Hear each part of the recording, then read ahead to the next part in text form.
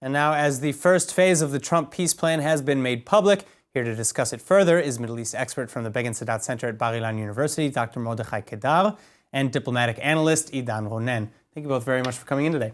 Pleasure. Thanks. So, Idan, I'll actually start with you. Sure.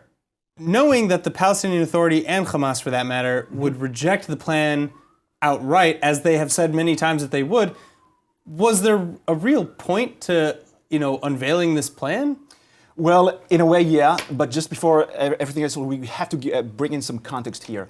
When you know Mahmoud Abbas, when you can decode his own mind, then you understand everything here.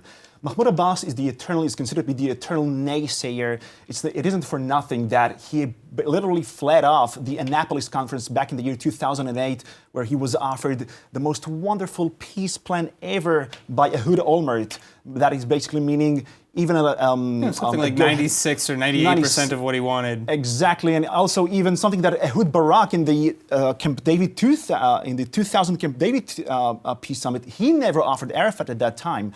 Now the reason is very, very simple, and that is the evidence here. Mahmoud Abbas never ever wants to recognize Israel as the Jewish state. Plain and simple, he will never state it out loud to the main media, but in domestic Arabic audience, in front of them, that he was always saying here. And on top of that, he is just a Holocaust denier. He has made his own doctorate about that when he was in Moscow in the 1980s. Sure. And the reason of that... He did his doctorate on that. Exactly. And on top, yeah, sure. And it isn't for nothing that when he was attending the UN Peace Summit, he basically released that statement. If ever will I get my Palestine, then I want to get my Palestine a Jew-free Palestine. The last leader ever stating that sort of racist sort of statement was no other than Hitler himself. So why does he do that? Why doesn't he want just to basically But then again, so that brings us back to the original statement. Why would the United States... Exactly. Does the United States, and maybe I'll take it over to Kedar. Sure.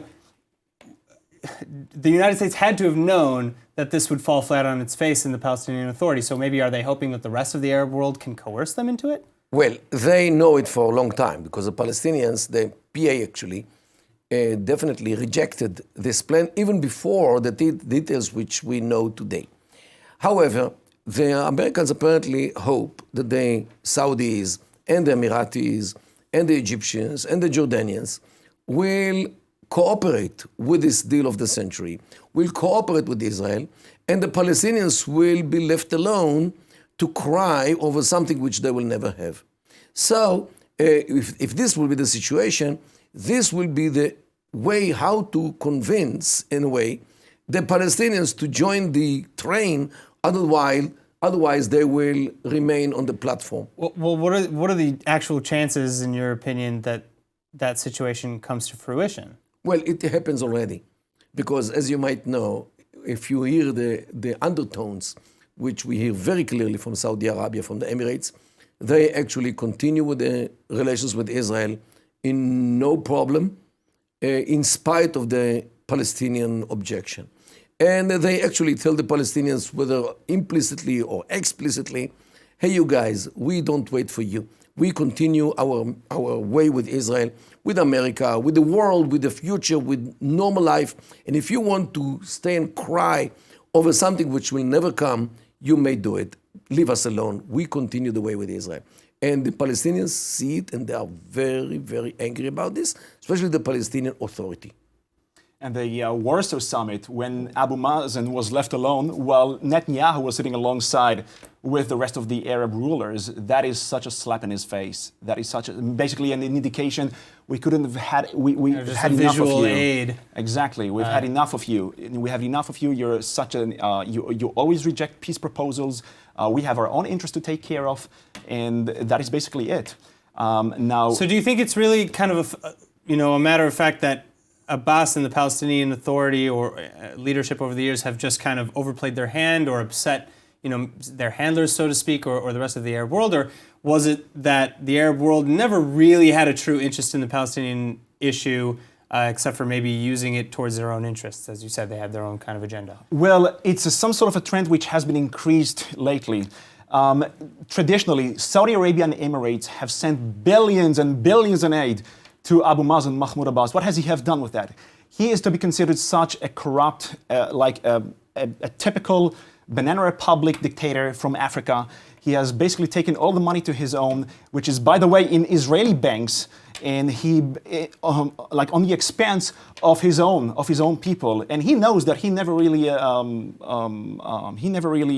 reflects the mood about the Palestinian street. Only 20 to 30% he actually reflects. As for your question here, I think that the Arabs are they've had enough of him, and they try to indicate this to him. If you don't come to the summit here, then we will regard that as you don't worth our aid, you don't worth our attention, and why should we keep investing in the Palestinian cause? That it's just to keep your own. In Arabic, it's called kurushuhu wa urushuhu, basically meaning his own reign, his own fortune. He remembers pretty well that if ever he agrees to such a state solution, that's going to be his end. He remembers perfectly well what Hamas has done in the year 2006 and 2007 when they kicked off, they threw his own comrades off the rooftops. The two-state solution is Abbas' worst nightmare ever. He only has to package this one out to the world as if he's in favor of that in English and so forth. So that actually, again, brings us back to another question is, was Abbas ever in a position to, regardless of his rhetoric against the United States and against the peace plans that have been brought forward, or since Olmert and even before, is Abbas even in a position really to accept a deal, even if it's a good one? Well, not as much as I think, because the whole Palestinian Authority, which he presides, is an illegal child of some Israeli politicians from the beginning of the 90s. I mean, Peres and Beilin and Alon Liel, and those who created the PA without any knowledge about the Arab world. They don't understand. They didn't understand then, and unfortunately, until this very day, they don't get it. That in the Arab world, if any external power like Britain or France or Israel creates a Palestinian or any Arab country, state, entity, authority, this child will forever be illegal and immoral and illegitimate. And since the PA was created by Israel, it is viewed as illegitimate to begin with. Now, the whole raison d'etre today of the Palestinian Authority is giving jobs, giving money. This is why they are addicted to American money, to European money. So maybe this deal is actually a good deal. No, because but it's economically the money is there. The money comes there only in condition that this is a temporary issue, while we are actually marching in order to solve the real issues, I mean Jerusalem, the political deal must be everything, in place. The political deal.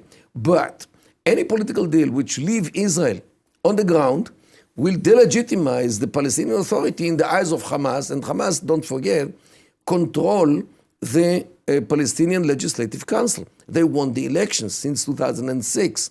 And they do have a power both in Gaza, of course, and in the West Bank as well, within the population. So the PA is actually in an impasse between the anvil and the hard place. And this is the problem, and they cannot get out of it.